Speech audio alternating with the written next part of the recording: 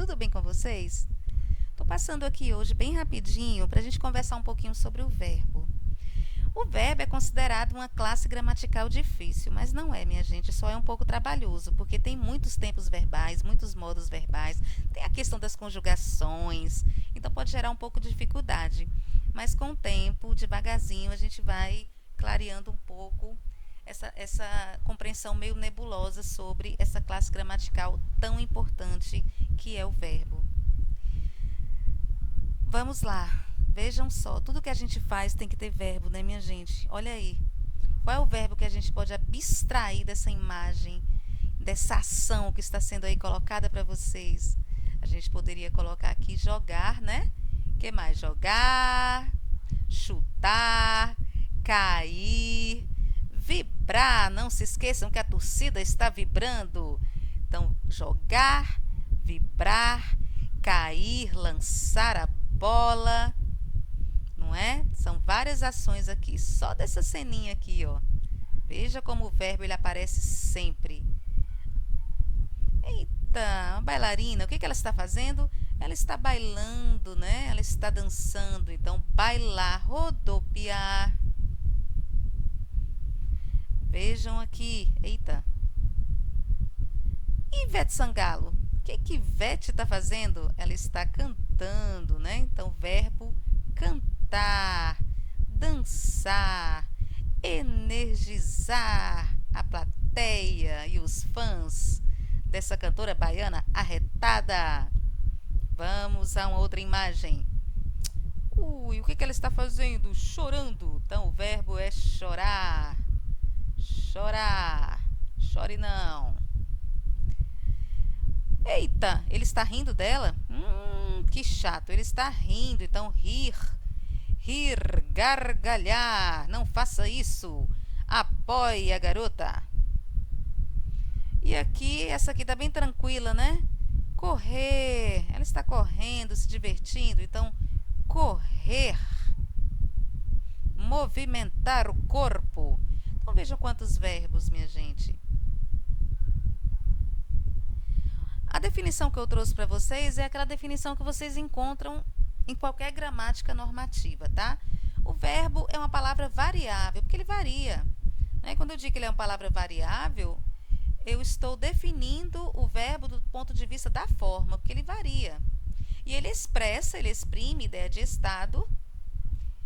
Tem outra aqui que eu poderia colocar, né, de qualidade também, né? Aquela definição bem decorada da gramática. Lembram do 6º ano, 7º ano? O verbo ele também expressa ação, estado, né? Estado, qualidade, ação e fenômenos da natureza. Vejamos. Quando eu digo, eu estou feliz, eu estou expressando o quê? Um estado. Esse estado ele pode ser provisório, né? Então, está expressando um estado aqui, um estado psicológico, um estado emocional, certo? Agora, quando aparece esse homem lindo e diz para ele mesmo, sou lindo, nossa, ele é muito convencido, veja que o verbo ser aqui está expressando o quê? Uma qualidade, um atributo, uma característica, tá? No caso, física, né? Atributo. De fato, Brad Pitt.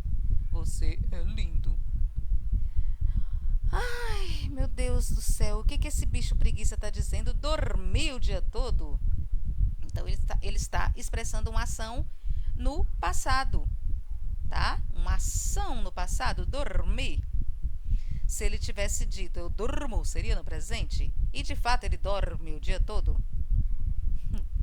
E aqui, por fim, o verbo também expressa fenômenos da natureza. Chove lá fora e aqui faz tanto frio. Veja que o verbo chover, aliás, está expressando um fenômeno da natureza. Certinho? O verbo ele também flexiona, não é? Ele muda a sua forma em número, não é? Singular ou plural. Aqui está no singular. Eu estou, é uma pessoa só. Eu estou feliz. Não é? Se tivesse mais uma pessoa aqui, né, expressando o mesmo estado de felicidade, seria nós estamos estamos felizes, né? Nós estamos. Então, o verbo sofreria a flexão em número, tá? Ó, nós estamos, né? Porque seriam duas pessoas, tá? Flexão no plural. E também o verbo sofre a flexão de pessoa, pessoal, tá? Primeira, estou. Eu, primeira pessoa do singular. Eu estou feliz. Nós é a segunda pessoa do plural, não é? Eles estão felizes. Veja que seria uma outra forma. Eles estão felizes, né? Terceira pessoa do plural, tá? E sofre também flexão de modo, né? Ele se apresenta no modo indicativo, veremos a seguir, subjuntivo e imperativo. Também ele se flexiona de acordo com o tempo. Se o tempo é presente, ele vai ser flexionado no presente. Eu durmo. Se é no passado, no pretérito, dormi. E se é no futuro, dormirei. Também há uma flexão, veja quantas flexões, de voz. O verbo pode se apresentar na voz ativa. Eu leio muito. Eu leio. Pode se apresentar na forma passiva. Um livro. Li recentemente um livro muito interessante chamado Papagali, Terra Papagali, que inclusive cai no SSA 1, tá? É sugerido, tá lá ó, no conteúdo programático de literatura do SSA 1. Um livro foi lido por mim. Veja que o livro não leu ele mesmo, ele sofreu a ação de ser lido, né? Então, foi lido por mim. Veja que a flexão do verbo aqui é na voz passiva, foi lido por mim, tá? E também na voz reflexiva. Reflexiva, aquela que se reflete sobre si mesmo. Eu me leio. Eu não estou lendo nada, eu estou lendo a mim mesma. Eu me leio. Então, veja que a voz é reflexiva. Tem um izinho aqui. Gente, perdoe minha letra, que ficou horrível com essa caneta aqui, mas dá para entender, né? Espero que sim. Então, vamos aos modos do verbo, bem rapidinho, para a gente não fazer um vídeo muito longo. Tem um modo indicativo, que indica uma ação. Tá indicando uma ação. Essa ação pode acontecer no presente, no pretérito e no futuro. Tá? Indica mesmo uma ação, um fato objetivo. Vejam esse exemplo. A falta de mobilidade urbana resulta em estresse no trabalho. Veja que é um fato. O verbo resultar no modo indicativo, ele está indicando de fato um fato. Tá? A falta de mobilidade urbana resulta mesmo em estresse urbano. Vejam exemplos aqui na prática. Imagine que você é essa jovem e chegou atrasada ao trabalho. Por conta dessa falta, dessa carência de mobilidade urbana, olha o que aconteceu com essa jovem. Cheguei tarde ao trabalho. É um fato. É um fato. É uma ação que realmente aconteceu no passado, foi narrada no passado, né? É uma ação no passado. Cheguei tarde ao trabalho por causa desse trânsito que não se move, os carros ficam todos parados. Uma ação passada, cheguei. Meu chefe me demitiu. Veja que também é uma ação, tá?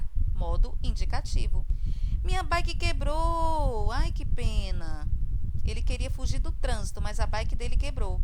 Ação passada também, está indicando uma ação no passado. Por isso, chegarei tarde, né? Chegarei atrasado ao trabalho.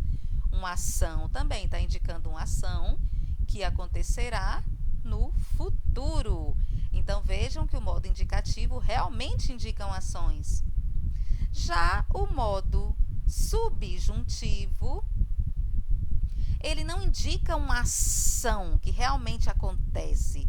Ele reproduz desejos, incertezas, dúvidas. Vejam que não é uma ação mesmo, está indicando uma ação, e sim um desejo, uma incerteza, uma hipótese. Então vamos pegar a mesma frase, a mesma ideia? A falta de mobilidade urbana prejudica as relações sociais. O verbo prejudicar está indicando mesmo um fato. Aqui, o verbo prejudicar aparece no modo indicativo. Agora vejam aqui as exemplificações, as ilustrações que eu coloquei. Por causa do trânsito, cheguei tarde ao trabalho. Talvez meu chefe me demita. Talvez. Então vejam que o verbo demitir, ele aparece no modo indicativo. Ele não está... Cadê meu lapisinho, minha canetinha? Ele não está indicando uma ação, um fato que de fato irá acontecer. É uma hipótese, é um talvez. Então veja que ele aparece no modo subjuntivo. Vamos aqui ao garotinho da bike. Minha bike quebrou, culpa do chefe. Ele sempre quer, ele sempre deseja que eu seja o primeiro a chegar. Veja que o verbo ser está no modo do desejo.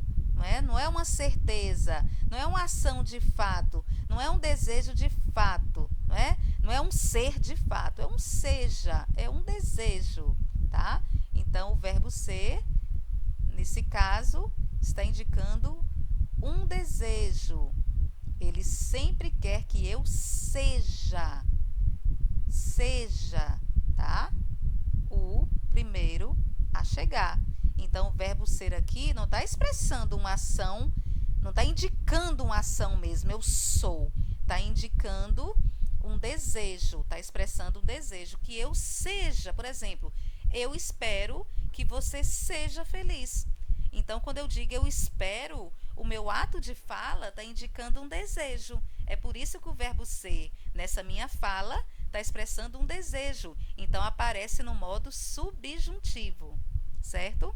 E para concluir nossa aula rápida de hoje, o verbo também pode aparecer no modo imperativo. Lembra muito imperador, né? O modo da ordem. Mas que também expressa, minha gente, pedido, não é só ordem, pedido, até súplica e conselho também, tá? Então, veja esses dois exemplos que eu ilustrei aqui. Digamos que você tenha esse chefe aqui, maravilhoso, lindo, e ele diga para você, chegue cedo ao trabalho, é uma ordem. Veja que o verbo aqui, ele aparece no modo indicativo, no modo da ordem. Aí você diz para o chefe assim, chefe, você quer que eu chegue que horas? 5 horas da manhã? 4? 3 horas da madrugada? Sim, eu chego. Brincadeirinha. Aí vamos dizer que o chefe apareça assim, ele tenha estudado, tenha feito alguns cursos de empatia, tenha se reciclado e ele aparece depois das férias bem manso, bem diferente. Não se preocupe com horários, pense mais em você, cuide-se. Veja que aqui passou da ordem para o conselho. Veja que ele está mais light, está mais empático, mais humano, mais compreensivo. E os verbos aqui, preocupar, pensar e cuidar, aparece no modo imperativo. Espero ter jogado algumas luzes nas dúvidas de vocês, tá? Até a próxima aula.